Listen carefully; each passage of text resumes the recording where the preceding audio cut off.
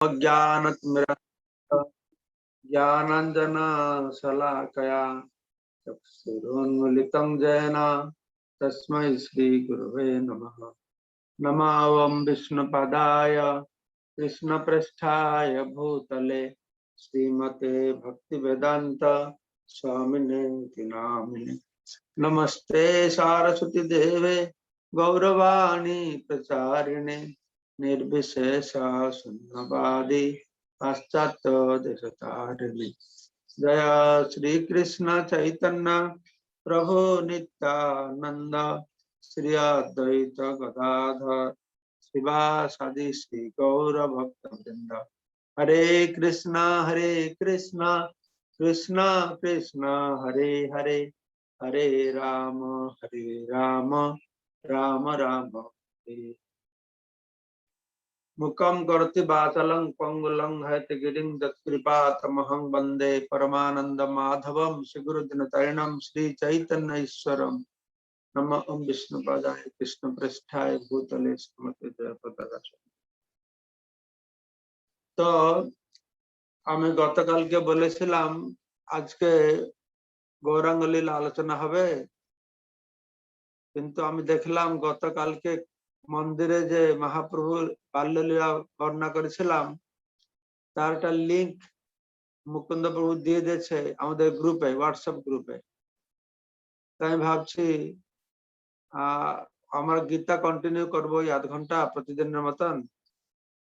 তো কালকে যে লিংক দেওয়া হয়েছে ইউটিউব না কি লিংক দিয়েছে এটা শুনবেন যারা শুনেননি। আর আজকে 8টার সময়ও আমি গৌরাঙ্গ লীলা বলবো, তা আপনারা ফেসবুকে বা মায়াপুর টিভিতে সেটা দেখতে পারেন। তো আমরা কন্টিনিউ করবো ভগবত গীতা শ্রবণ, গীতা মাহাত্ম্য। গীতাধ্যয়ন শীলস্য প্রাণায়াম পরস্য চ নৈব সন্তি পাপানি পূর্বজন্ম কৃতানি চ মল নির্মোচনং পুংসাম জল স্নানম দিনে দিনে সকৃত গীতাম ভজি স্নানম সংসার মলনাশনম। गीता सुगीता कर्तव्या किम नहि शास्त्र विस्तरे जाशयं पद्मनाभस्य मुख पद्माद्विनिश्रिता भारतामृत सर्वस्वं विष्णु वक्त्राद्विनिश्रितं। गीता गंगोदकं पीत्वा पुनर्जन्म न विद्यते सर्वोपनिषदो गावो दुग्धा गोपालनंदन पार्थवश्च सुधीर्भोक्ता दुग्धं गीतामृतं महत्। एकं शास्त्रं देवकी पुत्र गीतम् एको देव देवकी पुत्र एव एको मन्त्रस्तस्य नमानि जानि कर्मापेक्षं तस्य देवस्य सेवा। हरे कृष्णा कृष्ण कृष्ण हरे हरे हरे राम राम राम हरे हरे।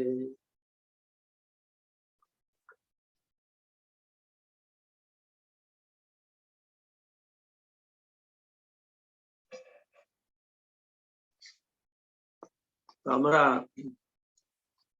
কালকে একটি গুরুত্বপূর্ণ বিষয় আলোচনা করলাম। অর্জুন একটি সুন্দর প্রশ্ন উপস্থাপন করলেন, আমাদের হয়। তার প্রশ্ন ছিল মানুষ কার দ্বারা প্রেরিত হয়? অনিচ্ছা সত্ত্বেও কেউ বলপূর্বক যেন তাকে পাপ কর্ম করতে উৎসাহিত করছে। এই পাপ কর্ম করাটা কোথা থেকে আসে? তো ভগবান বললেন যে কাম থেকে পাপের প্রবৃত্তি আসে। তো এখানে কামটা জন্ম হচ্ছে কোথা থেকে? বলা হলো রজগুণ থেকে। কাম কোথা থেকে জন্ম হচ্ছে আর কাম কাকে জন্ম দিচ্ছে? কাম রজগুণ থেকে জন্ম হচ্ছে, কাম ক্রোধকে জন্ম দিচ্ছে। আমরা শুনেছি ধ্যাতে বিষয়ান পুংস সংগস্তে সুপজায়তে সংগাত সঞ্জায়তে কাম কামাত ক্রোধ বিজায়। কাম থেকে ক্রোধ আসে। তো কাম জন্ম হলো রজগুণ থেকে, কাম জন্ম দিল ক্রোধকে। যখন এই কাম শব্দটি আমরা শুনি, সাধারণত কাম মানে এই খুব কামুক ব্যক্তি, কাম বাসনা, এগুলো শুনলেই মানুষ তৎক্ষণাৎ মনে করে কাম মানে হচ্ছে যৌন ক্রিয়া। কাম মানে শুধু যৌন ক্রিয়া, যৌন সংসর্গ নয়। অবশ্য যৌন সংসর্গ হচ্ছে কামের চরম পরিণতি। কিন্তু কাম অর্থ হচ্ছে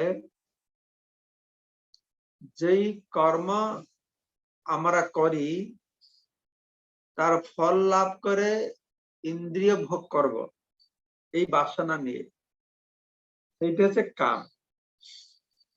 সেটা ভালো খাওয়া, ভালো থাকা, ভালো পড়া, যে কোনো হতে পারে। আমার ইন্দ্রিয় তৃপ্তির জন্য যে বাসনা, তাকে বলা হচ্ছে কাম, শুধু যৌন সঙ্গটা নয়। ভালো থাকা, ভালো পড়া, ভালো খাওয়া আমার ইন্দ্রিয় তৃপ্তির জন্য। তা আমরা বিভ্রান্ত হয়ে পড়ি যে আমরা তো ভালো থাকছি, ভালো খাচ্ছি, ভালো পড়ছি, তাহলে এটা তো কাম। এটা কাম নয়। যখন সে ভালো থাকা, ভালো খাওয়া, ভালো পড়াটা ভগবানের সঙ্গে যুক্ত থেকে আমরা করি, সেটা হচ্ছে প্রেম। এই প্রেমের আনন্দটাই জীবের দরকার। আমরা যখন বলি ইন্দ্রিয় ভোগ করবো না, তা মানে না যে সবসময় দুঃখে থাকবে। হ্যাঁ, ভগবানের সঙ্গে যুক্ত হয়ে আমরা সবসময় সুখে থাকতে পারি, সবসময় আনন্দ থাকতে পারি। ইন্দ্রিয়কে যতটা পারি আনন্দ প্রদান করতে পারি, কিন্তু ইন্দ্রিয়ের যথার্থ আনন্দ কোনটা? ঋষিকেশ সেবনং ভক্তির উচ্চতে। যখন ইন্দ্রিয়গুলি ঋষিকেশ কৃষ্ণের সেবায় নিযুক্ত হবে, সেই নিযুক্ত থেকে যে সুখ, যে আনন্দ পাবে, সেটাই ইন্দ্রিয়ের যথার্থ আনন্দ। সেটাই ইন্দ্রিয়ের যথার্থ, সেটা যথার্থ ইন্দ্রিয় ভোগ। তুষ্যন্তি চ রমন্তি চ বলা আছে। মচ্চিত মদ্গত প্রাণা বোধয়ন্তি পরস্পরম কথয়ন্তি চ মাং নিত্যম তুষ্যন্তি চ রমন্তি চ। আমার ভক্তরা রমণ করে, আমার ভক্তরাও আনন্দ পায়। কিসেতে রমণ করে তারা? না, একত্রিত হলে আমার কথা আলোচনা করে। যারা মজ্জিত মদগত প্রাণ, কৃষ্ণগত প্রাণ, তারা বোধয়ন্তি পরস্পরম কথয়ন্তি চ মাং নিত্যম, আমার কথা আলোচনা করে, তারা ইন্দ্র তৃপ্তি করে। ভক্তের ইন্দ্র তৃপ্তির স্তরটা অভক্তদের ইন্দ্র তৃপ্তির স্তর থেকে আলাদা। তাই আমরা নিশ্চিন্ত ভাবে ভগবানের সঙ্গে নিজেকে যুক্ত রেখে আমার মন, বুদ্ধি, অহংকার, ইন্দ্রিয় সবাইকে আনন্দে ভরে যেতে হবে। কেননা এই যে বলা আছে ইন্দ্রিয় নিগ্রহ করো, মনকে নিয়ন্ত্রণ করো, বুদ্ধিকে স্থির করো, এই সবগুলি আমরা অ্যাচিভ করতে পারবো, লাভ করতে পারবো যদি আমরা ভগবানের সঙ্গে যুক্ত করি।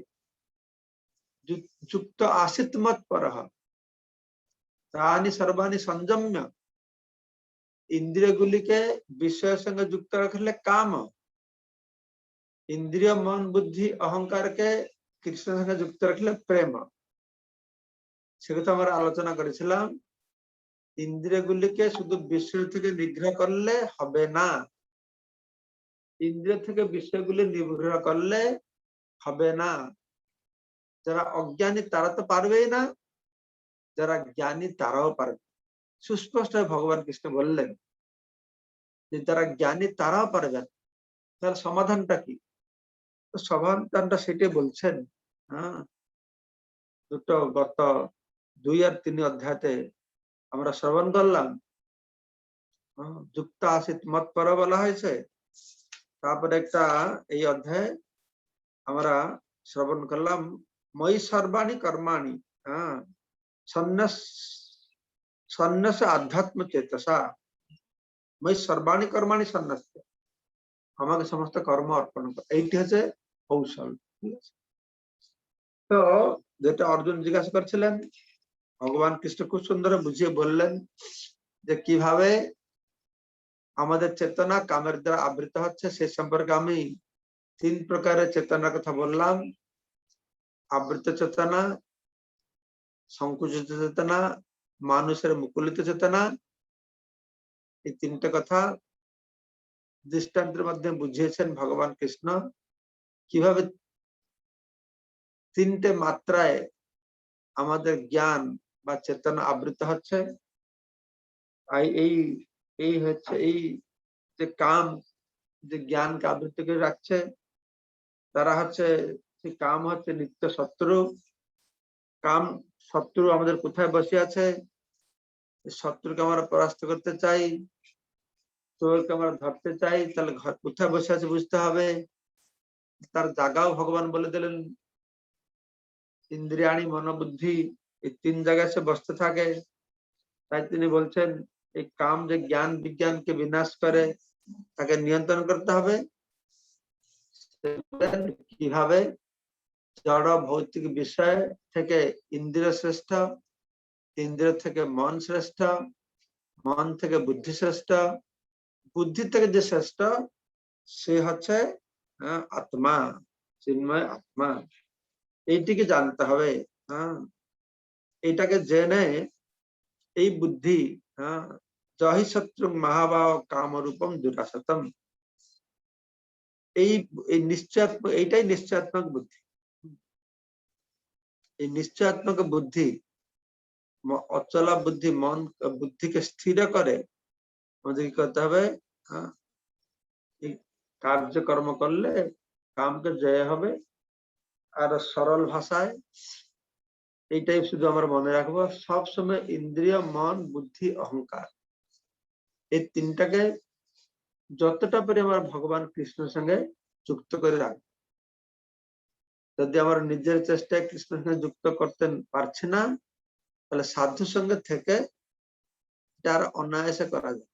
ভক্তের সঙ্গে থাকলে মন বুদ্ধি অহংকারকে আমরা আরো সুবিধায় আরো সহজে ভগবানের সঙ্গে যুক্ত করতে পারি। দ্বিতীয় অধ্যায় আমরা শ্রবণ করলাম।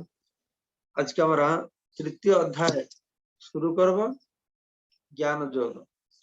ওম নমো ভগবতে বাসুদেবায়, ওম নমো ভগবতে বাসুদেবায়, ওম নমো ভগবতে বাসুদেবায়।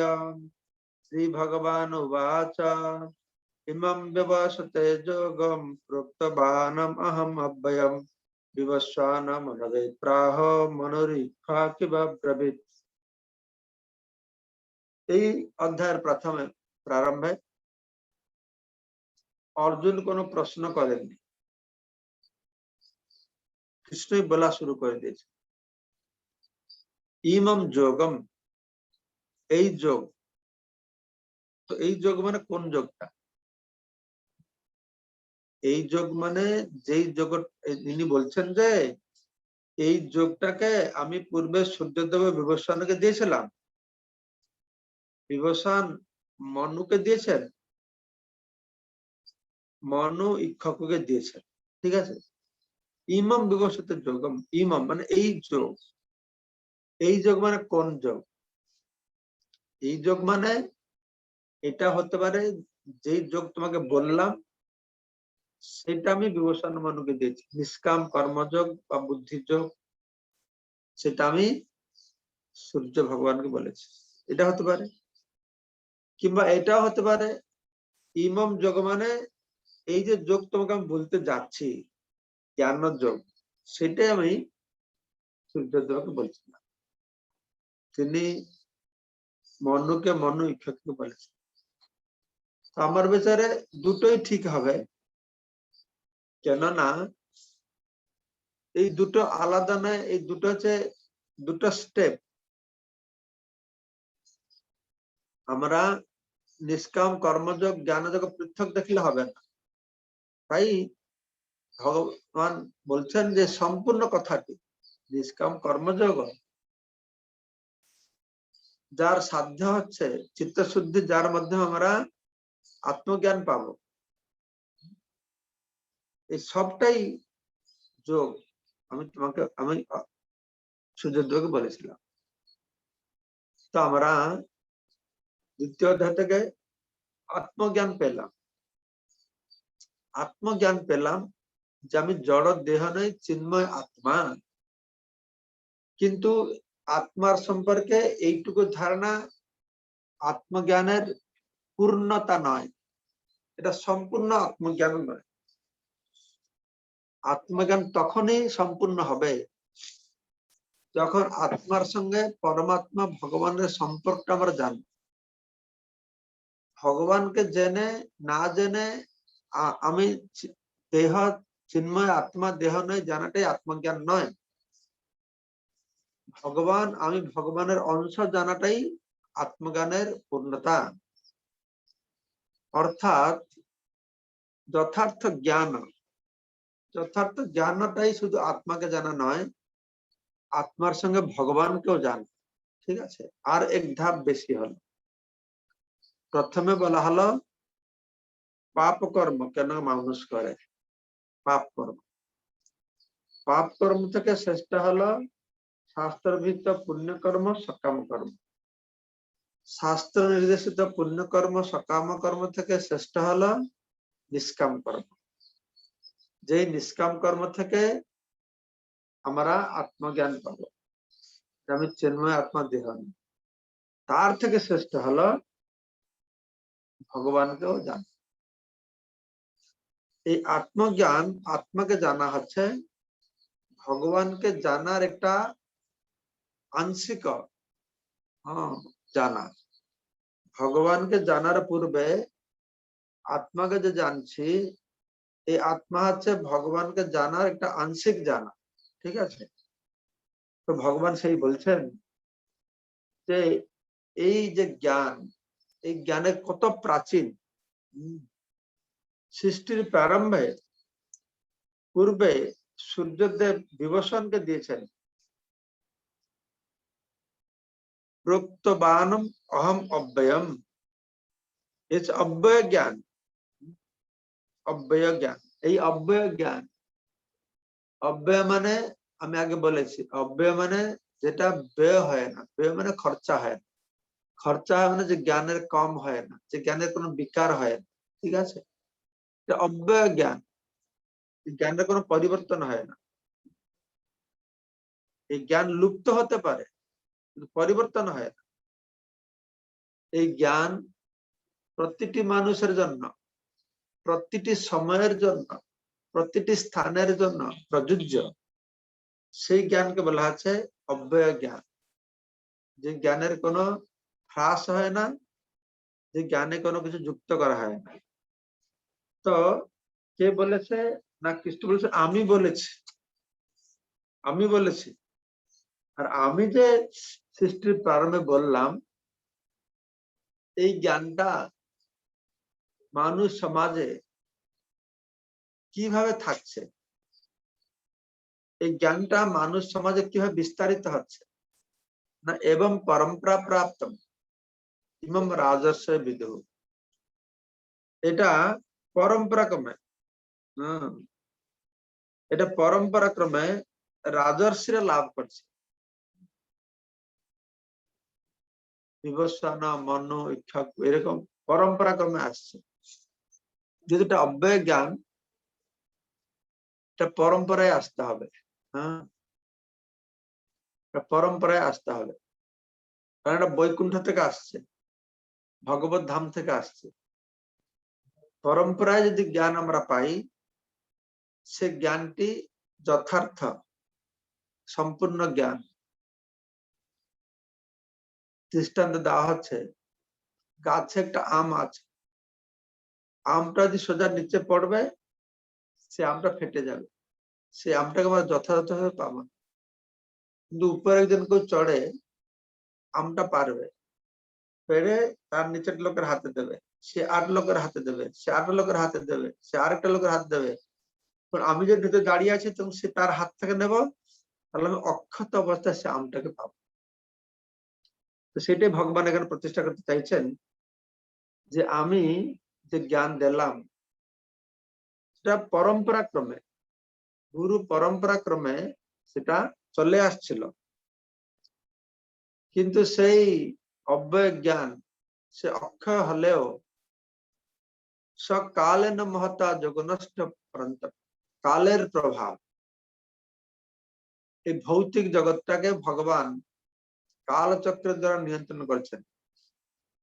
তাই ভগবান বলছেন কাল अस्मि हम, আমি হচ্ছে কাল। কালের প্রভাবে দেবতাদের উন্নতি হয়, কখন অসুরদের উন্নতি হয়, কখন যক্ষ রাক্ষসদের উন্নতি হয়। কাল সবকিছু করে। কালের প্রভাবে সৃষ্টি হয়, কালের প্রভাবে প্রলয় হয়। তো কাল প্রভাবে যোগ নষ্ট। যোগ নষ্ট মানে কি? আগে তো বললাম এটা অব্যয়, অক্ষয়, নষ্ট হবে কি করে? নষ্ট মানে এখানে বুঝতে হবে এটা আর মানুষ সমাজে মানুষের বোধগম্য বা মানুষের মধ্যে চর্চা হলো না। সেটা হতে পারে ভগবান যেটা বলেছেন কালের পরে বিকৃত হয়ে যেতে পারে, বিকৃত হয়ে যায়। যথাযথ রূপে যখন গুরু পরম্পরা ক্রমে আসছে, কোন সময় এটা কি হয় না অযোগ্য ব্যক্তির মাধ্যমে এটা বিকৃত হয়ে যায়। বর্তমান যেরকম সমাজে হয়েছে, ভগবান কত সুন্দর কথা বলছেন, কিন্তু ভণ্ড গুরু তথাকথিত বিদ্বান পণ্ডিত আধ্যাত্মিকদের হাতে পড়ার ফলে ভগবানের কথা সব এখন কি হয়েছে না বিকৃত হয়ে গেছে। কে বলছে গীতা কৃষ্ণ বলে না শিব বলেছে, সে কে বলছে ব্রহ্মা অনেক পুরানা তাই তাকে বুড়ো বানিয়ে দিয়েছে, সে বিভিন্ন রকমের বিভিন্ন লোক কথা বলছে। যদি ভগবান সেই জ্ঞানটা এইভাবে যোগ নষ্ট পরন্তপ, সেই যোগটা সেই জ্ঞান আস্তে আস্তে মানুষের সমাজ থেকে বিদায় নিয়ে গেছে। তো এখন যোগ প্রক্ত পুরাতন, আমি তোমাকে সেই পুরাতন যোগটি এখন বলবো। ভগবান অর্জুনকে বলছে আমি তোমাকে বলবো।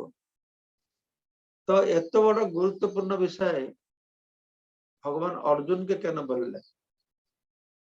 কত মুনি ঋষি যোগী তপস্বী মহান মহান ব্যক্তি রয়েছেন, সারা জগতের মানুষ যাদের দিকে তাকিয়ে রয়েছে, সমস্ত মুনি ঋষি কত কুচ্ছ সাধনা করছে, কত উন্নত, তাদেরকে ছেড়ে অর্জুন যেটা গৃহস্থ ক্ষত্রিয় সংসার বন্ধনের মধ্যে রয়েছে, তো সে যোগ্য বিবেচিত হলো কেন?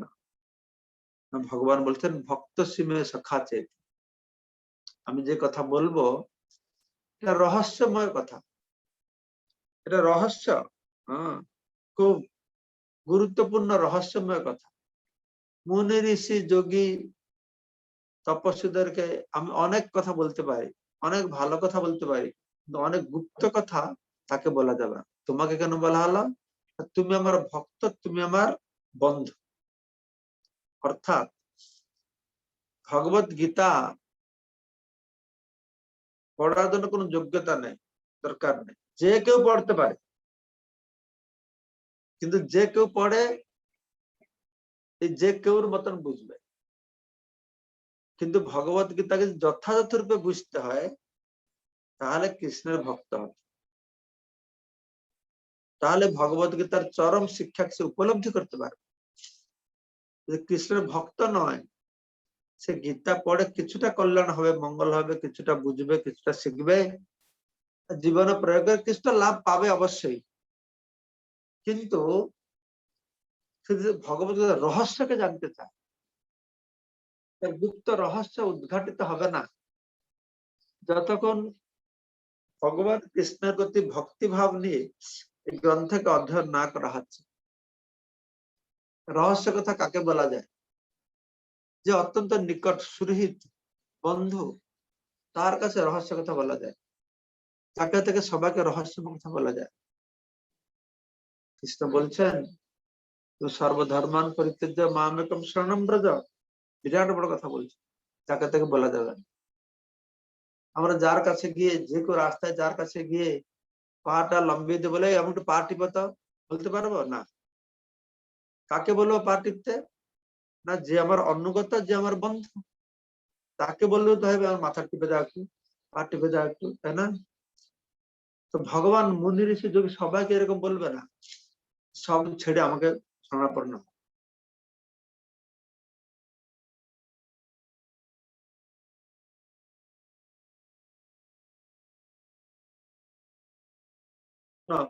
বাহির লোক আরে ইয়ে কি অহংকার করে আমাকে দাও আমাকে দাও আমাকে দাও বলছে, ভক্ত সে অন্যভাবে নেবে। তো এটাকে বুঝতে হলে ভক্ত সিমে সখা চেতি রহস্যময়ী ততোত্তম, অর্জুনকে এই কথা বলার মাধ্যমে ভগবান শ্রীকৃষ্ণ ভগবত গীতাকে বুঝতে হলে কি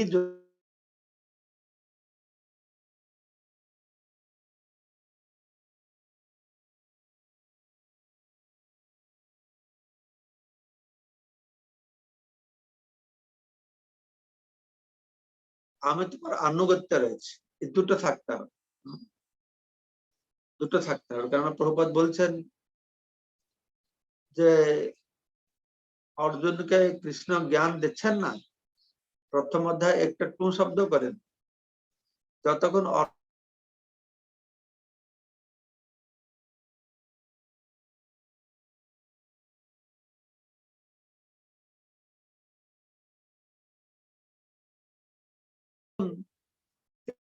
কিছু বলছে না, না অর্জুনকে যে কৃষ্ণ কিছু বললে অর্জুন বল বন্ধু তো তুমি আমাকে আর বেশি জ্ঞান দেবে না, এরকম ভাব, একটা ভাব এসে যেতে পারে।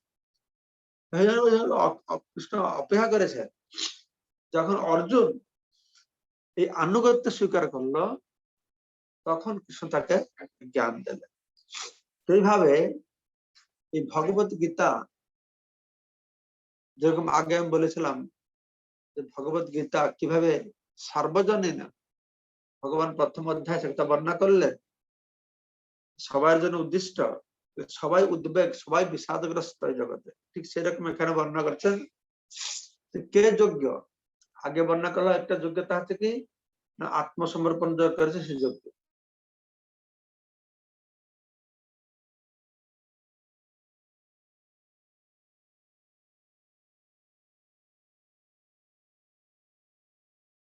তার বন্ধু হতে হবে।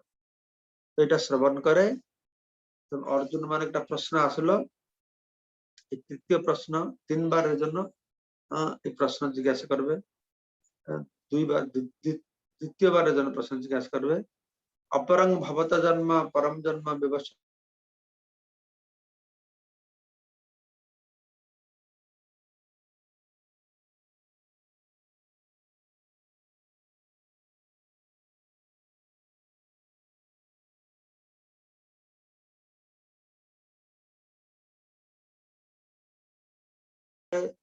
মায়াপুর টিভিতে গিয়ে এটা দেখতে পারেন। আরো মুকুন্দ প্রভু তুমি লিঙ্কটা ফেসবুকে যখন লোকেরা শুনছে তখন তুমি এটা কমেন্টে এই লিঙ্ক দাও, কারণ আমাকে কেউ ফেসবুকে আবার প্রশ্ন করেছে, বলছে মহারাজ আমার লিঙ্ক লাগবে, জুম লিঙ্ক লাগবে, যেহেতু আমাদের মাত্র 60-70 জন আছে, আরো 20-30 জন এই জুমে ঢুকবার সুযোগ আছে, তুমি এই জুম লিঙ্কটা দাও সেখানে, আরো এই গ্রুপে ফেসবুকটাও দিতে পারো, ফেসবুকের লিঙ্ক দিতে পারো। তো কোনো প্রশ্ন যদি থাকে একটা দুটো প্রশ্ন আপনার হাত তুলতে পারে।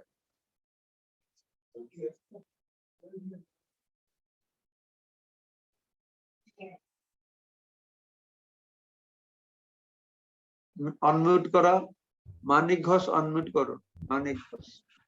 হ্যাঁ, হরে কৃষ্ণ মহারাজ, দণ্ডবোধ শ্রী মহারাজ। গীতাতে বলা হচ্ছে যে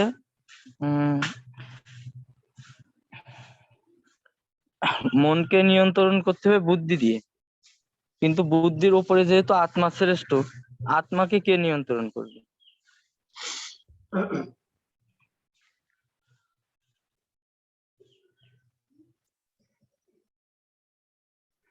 আত্মা যে আত্মাটা অহংকার, আত্মা মানে আমি কি ভাব, আমি কে, এটা হচ্ছে অহংকার। আত্মাকে নিয়ন্ত্রণ করতে হলে আমাদের সত্য অহংকার মধ্যে স্থিত হতে হবে। আত্মা মানে আমিত্ব ভাব, আত্মা অহংকার, সত্য অহংকার মিথ্যা অহংকার। আমি এই দেহের সুখের জন্য কাজ করা হচ্ছে মিথ্যা অহংকার। আমি আত্মা ভগবানের অংশ, নিত্যর দাস, সত্য অহংকার। তো এই আত্মা কে যদি আমরা সবসময় এই চেতনায় রাখি, সত্য অহংকার স্তরে রাখি, তাহলে আত্মা ঠিকভাবে থাকবে। মিথ্যা অহংকার গেলে আত্মা এই ভৌতিক জগতে থাকবে, সত্য অহংকার থাকলে আত্মা ভগবত ধামে যাবে। তো আত্মা থেকে শ্রেষ্ঠ কে? প্রশ্ন। বিষয়, বিষয় থেকে ইন্দ্রিয়, ইন্দ্রিয় থেকে শ্রেষ্ঠ মন, মন থেকে শ্রেষ্ঠ বুদ্ধি, বুদ্ধি থেকে শ্রেষ্ঠ আত্মা।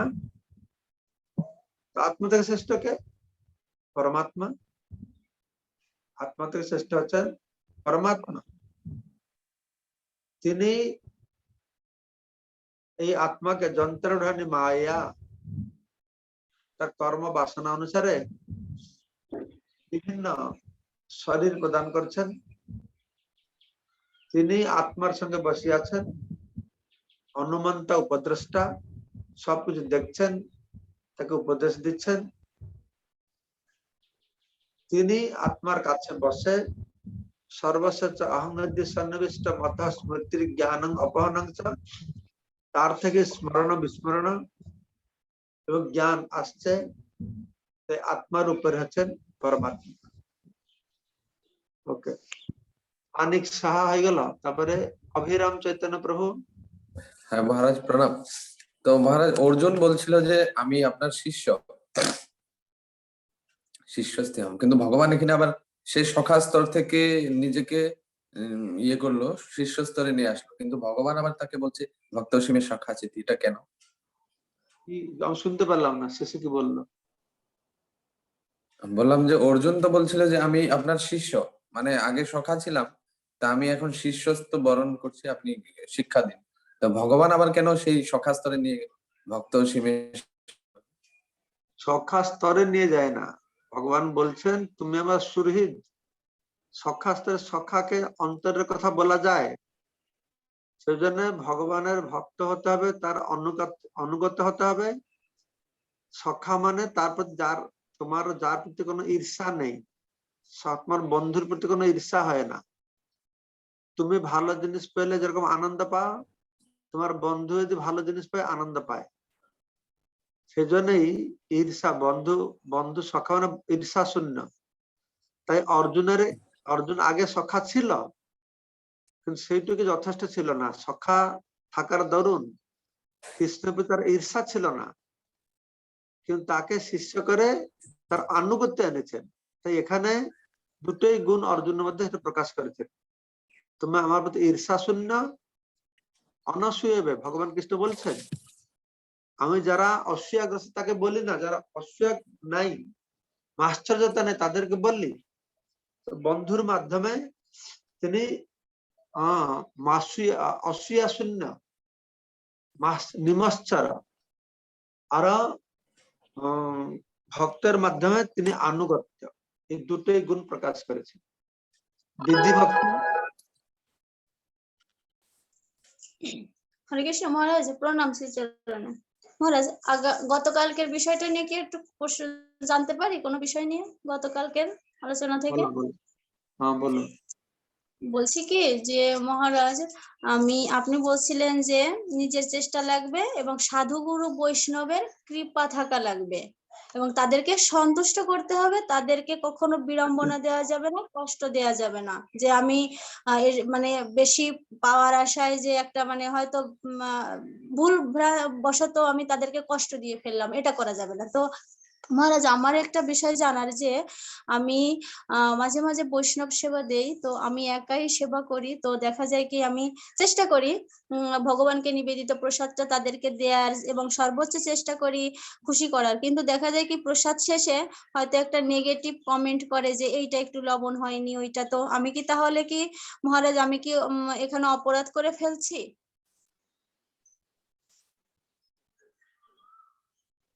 কেউ যদি বললো লবণটা কম হয়েছে, তো নেক্সট টাইম লবণটা ঠিক করে দেবে। অপরাধ না, নিরপরাধের কোনো ব্যাপার আছে কি? এইটা একটা বৈষ্ণব অসন্তুষ্ট হচ্ছে না, তোমাকে বলছে এটা অসন্তুষ্ট হওয়া, অসন্তুষ্ট বিরক্তি হওয়া, উদ্বেগ হওয়া, এটা একটা লবণ কম হয়ে গেছে, এটা একটা বিরাট কি হয়ে গেল। नेक्स्ट बार चेष्टा करबे जेन लवण टा ठीक करे হয় सबগুলো सब सामान्य जिनिस हरे कृष्ण बलराम मुरारी प्रभु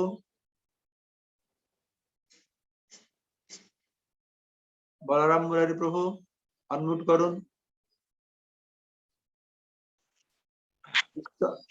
হরে কৃষ্ণ ধন্যবাদ প্রথম মহারাজ মহারাজ আপনি এখানে মহারাজ আমাদেরকে বললেন কি এই জ্ঞান হচ্ছে অব্যয় জ্ঞান মহারাজ আর এটা হচ্ছে আপনি বললেন কি কালের প্রভাবে এই জ্ঞান নষ্ট হয়েছে তো মহারাজ আমরা শ্রবণ করেছি এর আগেও আপনার কাছ থেকে কি ভগবান সমস্ত কিছু সৃষ্টি এবং কি কালেরও ভগবান সৃষ্টিকর্তা তো ভগবান এর এই জ্ঞান ভগবান কালের দ্বারা কিভাবে মহারাজ নষ্ট হয়ে যাচ্ছে এটা যদি একটু মহারাজ বলেন এটা আমি বললাম এই জ্ঞান কোনদিন নষ্ট হবে না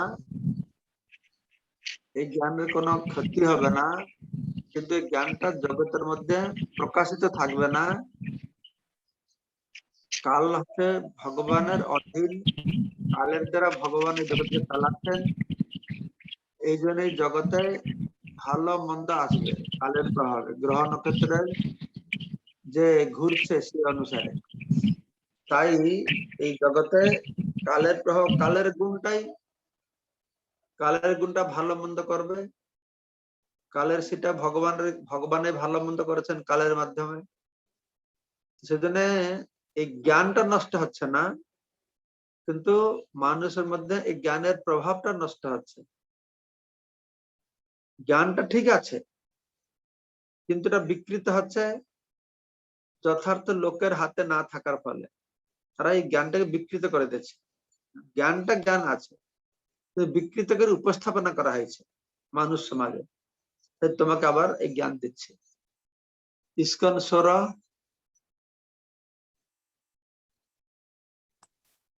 हरे कृष्ण दंडवत प्रणाम महाराज अपन चरण कोटि कोटि प्रणाम महाराज जो कथा भी कहते इंद्रिय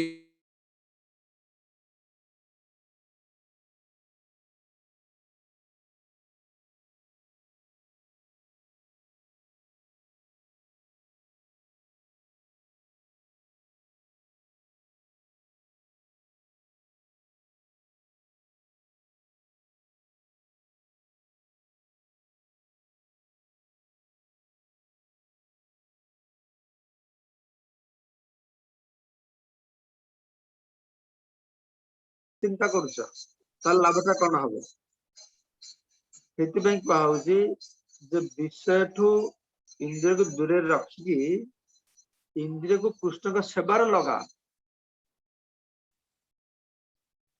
ଇନ୍ଦ୍ରିୟଟାକୁ ଯଦି କୃଷ୍ଣଙ୍କ ସେବାରେ ଲଗେଇବ ତାହେଲେ ହବ ତମର କାମ ବାସନା ତ ମୁଁ ତମକୁ ବୁଝେଇଲି ଭଲ ଖାଇବାର ଇଚ୍ଛା ତମର ହଉଛି ତ ପ୍ରାଥମିକ ସ୍ତରରେ ଭଲ ଖାଇବାର ଇଚ୍ଛା ସେ କାମ ସେଟା କାମ ନା भगवान कृष्ण को भल कर रांधिकी से प्रसाद पाओ ये प्रसाद पाइबार तुम भोगवासना नहीं कि प्रसाद टा ता भी भल सी भी आस्ते आस्ते तुमको परिष्कार कर चित्त शुद्धि कर तमें भल खाइबा उद्देश्य भल भल रांधिकी भगवान को भोग लगाई जो खाइल भल भल रांधिल तापर मन पड़गला भगवान को न दे मोर पाप हम तू भगवान को दे दिए से भल এটা सरल भाव ग्रहण कर जे सबुले इंद्रिय को कृष्ण का सेवार लगा तमें आउ दृष्टांत मन मन बुझ कि भाव प्रतिटा जिनिस कृष्ण के सेवार लगेगा तमें भावुच कौन संपूर्ण इंद्रिय विषयाशक्ति मुक्त है कि कृष्ण के सेवार लगेगा इंद्रिय संयम कथा कहले लोक मैंने मन करते कौन संपूर्ण विषयाशक्ति मुक्त है कि भगवान का सेवा कर ता नुह विषयाशक्ति मुक्त है कि भगवान का सेवा कथा कह जाऊनी जतिक बेले विषयाशक्त रहीच सेतिक बेले भगवान का सेवा करिले आस्ते आस्ते विषय आसक्त हो इंद्रिय संयम कर तापर कृष्ण सेवा कर मोर तो इंद्रिय संयम होनी कृष्ण सेवा करी के भलिया चिंता पड़ जाउछ इंद्रिय संयम करके कृष्ण सेवा करिव ता न कृष्ण सेवार माध्यम रे इंद्रिय संयम हबो इंद्रिय संयमर अर्थ होची इंद्रिय को विषय ठू दूर रखा इंद्रिय ठू विषय को दूर रखा इंद्रिय संयमर पूर्ण अर्थ नुह इंद्रिय संयमर पूर्ण अर्थ होची इंद्रिय को सबुले भगवान का सेवार लगेगा সেটা হচ্ছে ইন্দ্রিয় সংযম। ঠিক আছে? ଆଜ୍ଞା ମହାରାଜ ଆଜି ଏଠି ଆମର ଗୀତା ଆଲୋଚନା ପ୍ରସଙ୍ଗ ସ୍ଥଗିତ ରଖିବା। ତ ଆଜି 8ଟା ବେଳେ ମୁଁ ଗୌର କଥା କହିବି, ଆପଣଙ୍କ ସାଙ୍ଗେ ସେଠି ଷ୍ଟେଜରେ ମିଶିବା। ଆଗାମୀ କାଲି ପୁଣି ଗୀତା ଆଲୋଚନା କରିବା। ତ ସମସ୍ତଙ୍କୁ ଅଶେଷ ଧନ୍ୟବାଦ ଏଇ ଆଜି ଗୀତାମୃତ ଅନୁଷ୍ଠାନ ଯୋଗଦାନ କରିବା ପାଇଁ କି। ବାଞ୍ଛା କଳ୍ପତରୁଭ୍ୟଶ୍ଚ କୃପା ସିନ୍ଧୁ ଜଗନ୍ନାଥ ବଲ୍ଲଭ କୃଷ୍ଣ ଦେବ